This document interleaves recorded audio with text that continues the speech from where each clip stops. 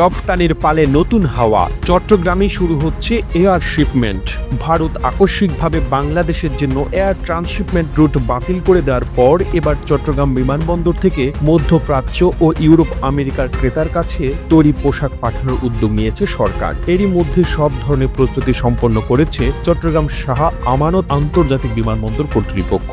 সবকিছু ঠিকঠাক থাকলে চলতি মাসেই শেষের দিকে শুরু হবে এয়ার শিপমেন্ট। এজন্য 270 মেট্রিক টন ধারণ ক্ষমতা দুটি ওয়্যার হাউস প্রস্তুত করা হয়েছে। 2005 সাল থেকে ইত্তেহাদ এবং এয়ার এমিরেটসের মাধ্যমে চট্টগ্রাম থেকে মধ্যপ্রাচ্যের বিভিন্ন দেশে সরাসরি কার্গো পণ্য পাঠানোর ব্যবস্থা চালু থাকলেও করোনা সহ বিভিন্ন কারণে 2021 সালে তা বন্ধ করে দেওয়া হয়। সাম্প্রতিক সময়ে ভারত ও বাংলাদেশে তৈরি পোশাকের ট্রান্সশিপমেন্ট সুবিধা বাতিল করলে কিছুটা ভোগান্তিতে পড়ে চট্টগ্রাম সহ সারা দেশের গার্মেন্টস ব্যবসায়ীরা। জানা যায় চট্টগ্রাম বিমানবন্দরে 170 থেকে 120 মেট্রিক টন পণ্য ধারণ ক্ষমতা